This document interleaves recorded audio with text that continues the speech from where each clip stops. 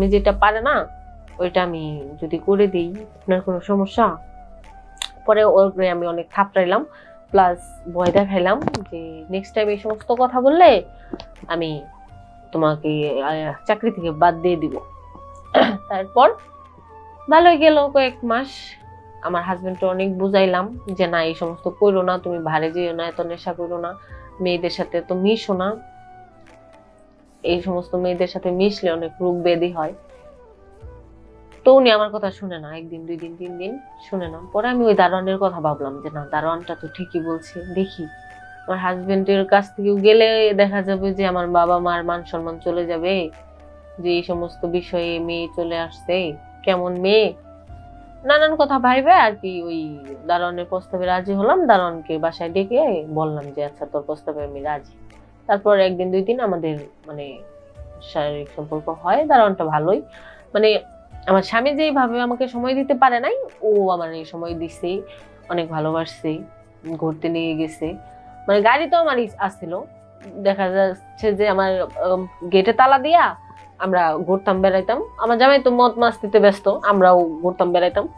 1 দিন 2 দিন 3 দিন শেষ 1 বছর, 1 বছর হয় নাই হয়তো বা 1 বছর হয়েছে, কিংবা এই সময় আমার জামাই দেখে ফেলি যে আমার দারোয়ানের সাথে আমার একটা সম্পর্ক, দেখে আমাকে বাসা থেকে বের করে দিয়ে দেয় এবং আমার ওই দারোয়ানের কাছে বিয়ে দিয়ে দেয়। এখন দেখা যাচ্ছে যে হ্যাঁ হ্যাঁ হ্যাঁ হ্যাঁ, যেহেতু এইটা ভুলটা আমার, একটা মানুষ ভুল আমারও আছে তারও আছে।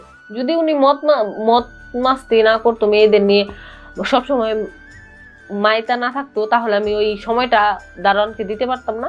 আর আমার উচিত ছিল যে হাজবেন্ডকে বুঝানো যে একদিন ঠিক হয়ে যাবে। বাবার বাসা ধানমন্ডিতে, আর আমার বিয়ে হয় হচ্ছে উত্তরায়। উত্তরায় আমার হাজবেন্ডের নিজস্ব বাড়ি আছে, 5 তলা ফ্ল্যাট।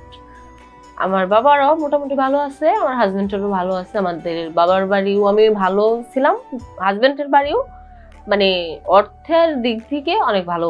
মানে আমার নিজস্ব বাড়ি, আমার হাজবেন্ডের যে 5 তলা বাড়িটা ওটা আমার নামে লিখে দিছে, আমার একটা গাড়ি আছে।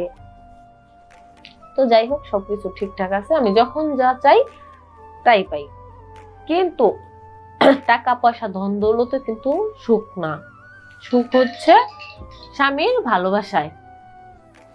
তো আমার স্বামী কি করতো, আমার টাকা পয়সা যখন যা চাইতাম, 50,000 টাকা চাইলে 1 লাখ টাকার বান্ডিল ধরাই দিত, কিন্তু আমাকে সময় দিত না। সে সারাক্ষণ বারে যাইয়া পইরা থাকতো, মেয়ে নিয়ে মত মাস্তি করতো, মানে আমাকে সময় দিত না। নেশা করতো, প্রচুর নেশা করতো।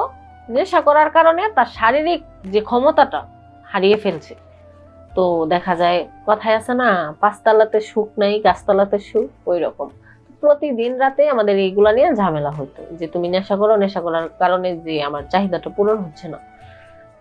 তো যাই হোক 1 দিন 2 দিন 3 দিন আমাদের বাড়ির যে দারোয়ান, উনি আমাদের ঝগড়াটা জেনে ফেলে এবং কি 1 দিন 2 দিন 3 দিন আমার বাসায় দেখা যায় বাজার করে নিয়ে আসে, আমাকে দেখে হাসে, কথা বলতে চায়, কথা বলে, মানে সাহস পায় না তারপরেও বলতে চায় আর কি, বোঝা যায়। পরে আমি একদিন জিজ্ঞেলাম যে আচ্ছা আসাদ তুমি কিছু বলবা? উনি বললো ম্যাডাম যদি আপনি কিছু না বলেন তাহলে বলবো। হ্যাঁ বলো, সমস্যা নেই। উনি বলতেছে ম্যাডাম আপনাদের যে ঝগড়া হয় এগুলো আমি শুনছি, আপনার স্বামী যেটা পারে না ওইটা আমি যদি করে দিই আপনার কোনো সমস্যা? পরে ওরে আমি অনেক থাপড়াইলাম, প্লাস ভয় দেখাইলাম যে নেক্সট টাইম এই সমস্ত কথা বললে আমি তোমাকে চাকরি থেকে বাদ দিয়ে দিব। তারপর ভালোই গেল কয়েক মাস। আমার হাজবেন্ডকে অনেক বুঝাইলাম যে না এই সমস্ত করো না, তুমি ভারে যেও না, এত নেশা করো না, মেয়েদের সাথে তো মিশো না, এই সমস্ত মেয়েদের সাথে মিশলে অনেক রোগ ব্যাধি হয়।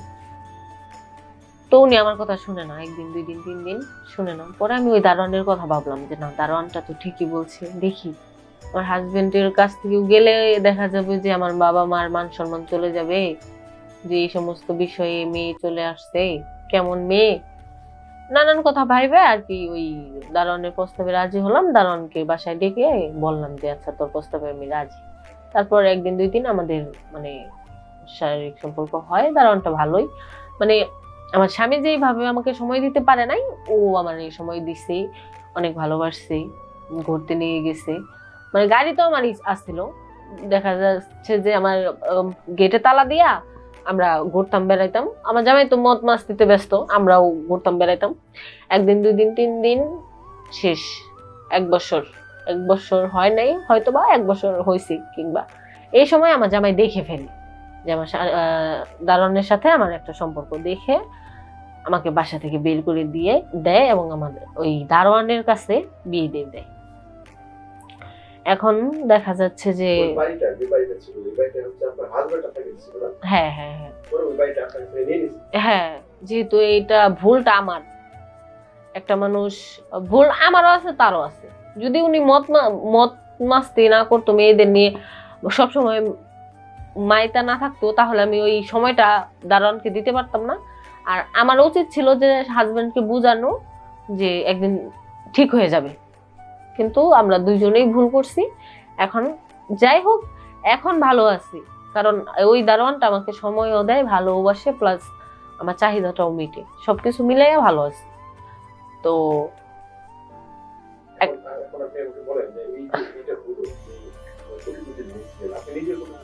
হ্যাঁ,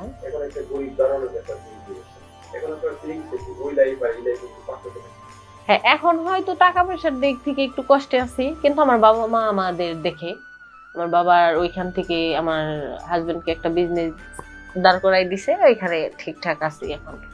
মানে ওই দারোয়ানের চাকরিটাও করতে হয় না, একটা বিজনেস করে খাই উনি, অল্পতেও সন্তুষ্ট থাকা যায়। এখন তো আর অন্য মেয়ের স্পর্শ নিয়ে আমার কাছে আসে না।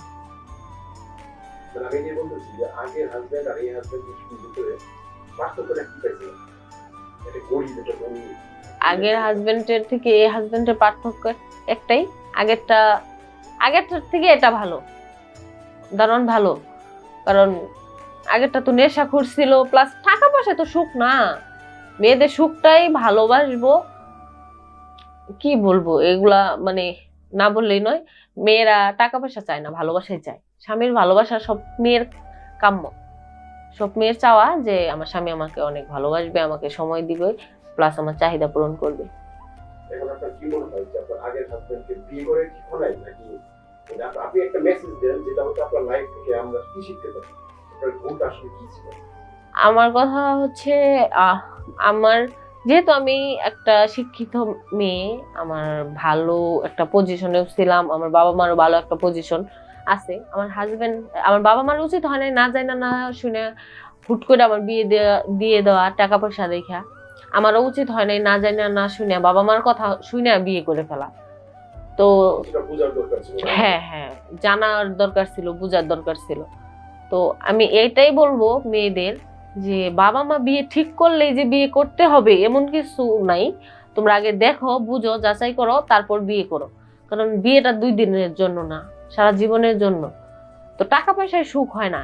বিশেষ করে এটাই বলার যে দর্শকদের উদ্দেশ্যে, টাকা পয়সায় কখনো সুখ না, সুখটা আদৌ স্বামীর ভালোবাসায়। তো সবাই ভালো থাকবেন, আল্লাহ হাফেজ।